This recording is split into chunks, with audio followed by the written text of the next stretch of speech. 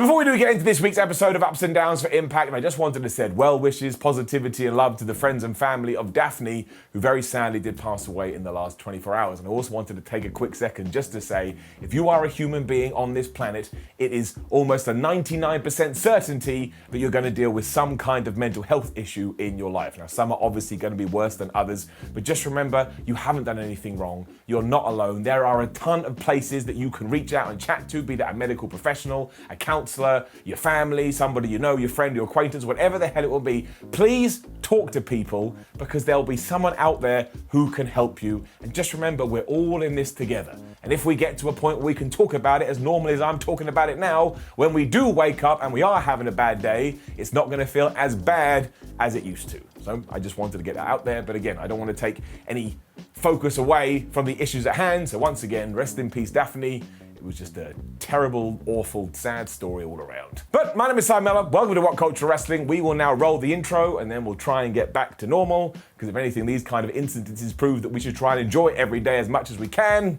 Let's up those downs.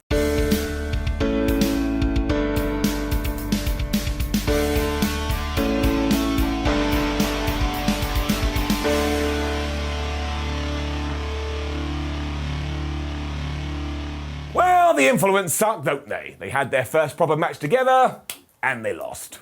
Whoops. This is how Impact began this week, though, because we did have Caleb with a K teaming up with Madison Rayne and Tenille Dashwood to take on Rachel Ellering, Jordynne Grace, and Taylor Wilde. And of course, every time Caleb with a K was in the ring, he would get absolutely beaten up, because he's basically like the joke of the pack. It meant that Madison Rayne had to jump Jordynne Grace from behind when all of a sudden he could tag out and we could get the beat down on. But even then, he somehow got this confidence from nowhere and said, I would like to tag back in, please. So he tagged back in, and guess what happened? That's right, he got beaten up again. Ellering and Jordynne then took out Dashwood and Madison, so I suppose we're going to do that feud at some point. And in the middle of the ring, Taylor Wilde grabbed Caleb, said, man, you suck at this, gave him the German suplex with the bridge. 1, 2, 3. So I suppose we're done with that kind of mini program we had now. Look, it was all fine, it was solid wrestling, it did what it had to do.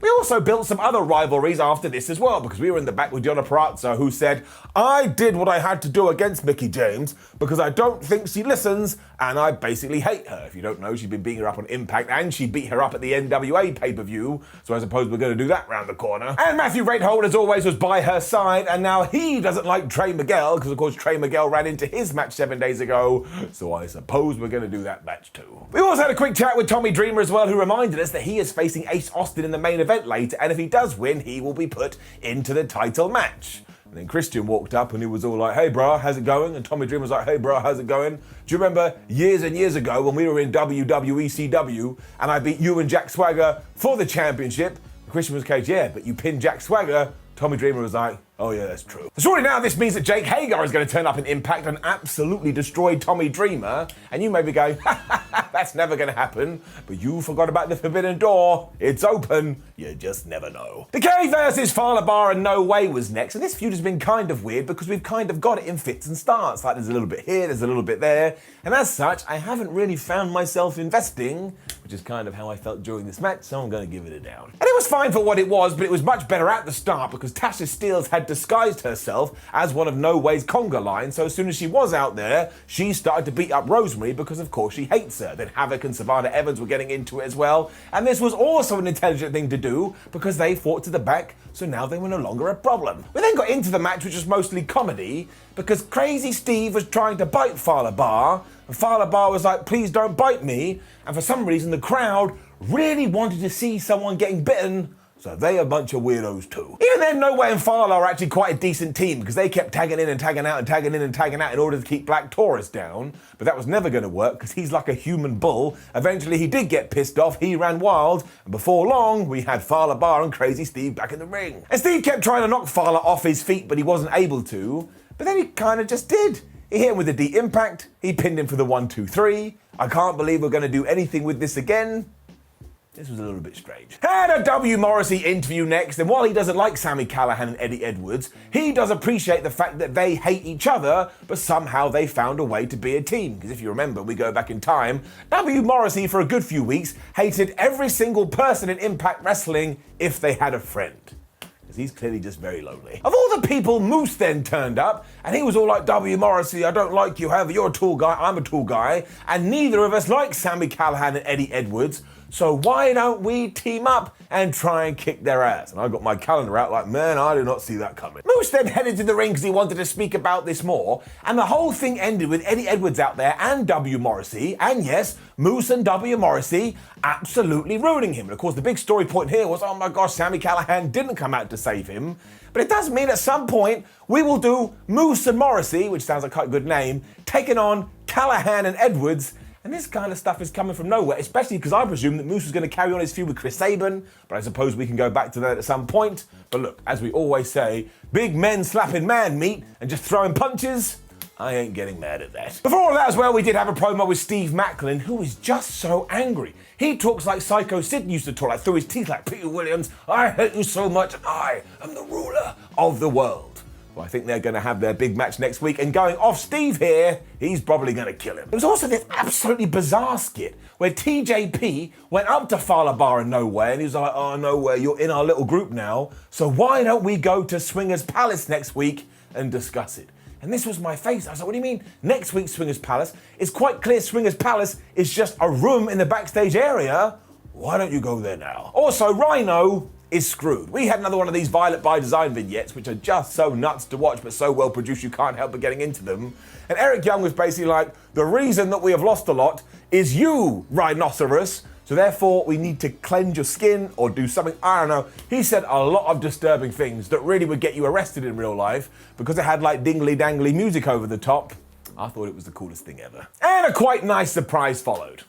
Because it was Josh Alexander's X Division Open Challenge as he does start his journey to become the best X Division champion ever, and it was the returning Jake Crist that took him up on his offer. I think he's been out of Impact Wrestling for about a year, he looked pretty decent here, this did everything that it had to do, it was fine. Crist was going about 100 miles an hour to begin the thing, so Josh Alexander had to kind of use his technical prowess to slow him down, but when he wouldn't just go slow, he kind of had a little bit of edge to him. Josh Alexander was doing things that made him a little bit heelish. Eventually they punched each other in the face, and then Josh Alexander hit the C4 to retain his championship. And while this was very good, I think we had this here because we wanted to focus on what was coming next. Because as Josh continues to have a really good year and cement himself as one of the MVPs of the last 12 months, all of a sudden out came his next challenger, or at least somebody that wanted to challenge for the title, and it was none other than flipping Chris Sabin. His point was nice and simple too, because he was like, well, Mr. Alexander, if you want to become the greatest champion ever, you're going to have to beat the greatest championship ever, which was me, because I held that title 8 times. And I kind of wanted to pop my head around and go, Chris, if you won it 8 times, you also lost it 7 times, but you do you, man, you're a really good wrestler, and let's face it, they are going to fight a victory road, and that will be a damn good match. Brian Myers and Sam Bill were then here, and they're still trying to recruit an extra person to their clan for reasons who the hell knows why. And of course, this was the most over-the-top stupid thing you've ever seen in your life. We had a bunch of them in the line, and 98% of them were utter rubbish. Made me laugh. They did narrow it down to 2 though, Zicky Dice, who you may have recognised, but also somebody with the greatest name in all of professional wrestling, Manny Lemons, who does indeed just hold a lemon and he wiggles it around in his hand. Ladies and gentlemen, this is my new favourite wrestler. They teased that Dice was going to get kicked out before Beal said to Myers, if you do get rid of him, we're stuck with Manny Lemons, so something is going to happen between these 2 next week. I ain't going to lie, I'm excited about it.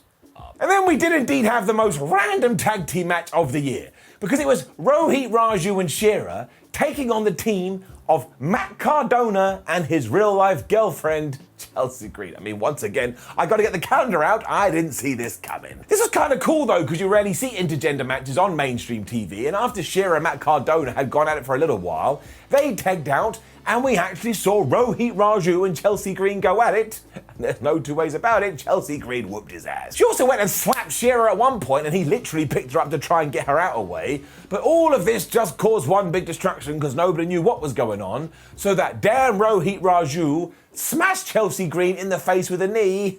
And if you can believe it, he pinned her. Matt Cardona, he was really pissed. So I kind of liked it, and I do want to make it clear that when it comes to intergender wrestling, I totally understand both sides of the argument, but the coolest thing about wrestling is that as long as everybody that's a participant agrees to the actions you've come up with, you can do it. They clearly wanted to do it, fine, up. Brandy Lauren is done too, or undone, I don't know. But we were backstage with Kimberly and Sue Young, and they revealed that Brandy Lauren is now the undead Brandy Lauren, and she's painting her face and going like she's come kind of a witch. If you'd never watched wrestling before, and this was the first segment you'd ever seen, you would just stare at the TV and you would be absolutely baffled. And I have absolutely no idea where this is going, but I will say, if Impact somehow get Bray Wyatt, I think I found your troop. The Good Brothers followed this. They were not happy campers. Because while they accepted the fact that Rich Swann and Willie Mack had beaten them last week, using the most devastating move in all of sports entertainment, when we look at the fallout, what had happened here? Willie Mack is in the hospital because they had whooped his ass so bad he had to go to a local medical facility, and we're not going to see him for some time. Obviously, Rich Swann wasn't a big fan of this, so he ran out with his steel chair and he's waving it around like a crazy person, which caused Gallows and Anderson to bail. So we're just building all this up nicely. After they'd been separated by referees, Rich Swann went to see Scott D'Amore too, who said, you know what, I've got a good idea. Next week on Impact, we can have a bunkhouse brawl match between your good self and Carl Anderson. And I guess that should be quite entertaining. Tommy Dreamer versus Ace Austin was then up in order to close this week's episode of Impact. And of course, if Tommy Dreamer won, he was going to become an extra #1 contender. But we didn't do that, and we stuck to what we should have done, which is to take Ace Austin and try and make him a super duper star. Because while it would have been nice to have seen Tommy in that from a nostalgic point of view, if we are trying to build new stars, this is the way to do it. And sure, in the early going, Tommy Dreamer was using his punches and his elbows to take over, but when they were on the outside, that madman Fulton was here and the referee was distracted, of course, it's professional wrestling. He grabbed Tommy Dreamer and he just chucked him on the apron. And did Tom look happy?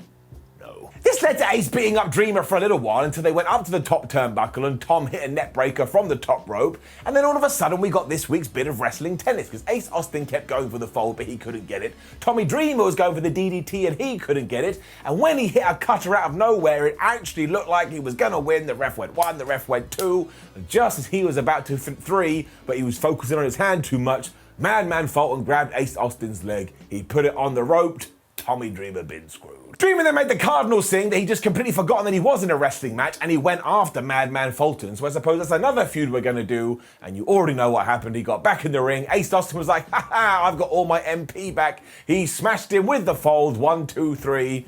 I did enjoy this because now we will get Christian versus Ace Austin. And given how good Christian is and given how much potential Austin has, I actually think that could be pretty damn good. Which brought us to the end of another Impact, and I'm not even going to say it. If you know, you know. If you don't know, I don't know. I'm just going to give it an up. Now, please do leave a comment below and let us know what you thought about last night's episode of Impact. Like the video, share the video, and subscribe. Head over to WhatCulture.com where you can stay up to date with every single thing in wrestling. Make sure you give us a follow on social media. And if you haven't watched all the ups and downs this week, what are you doing? Don't let me down. My name is Simon for WhatCulture. Thank you for joining me as always, and I will see you soon.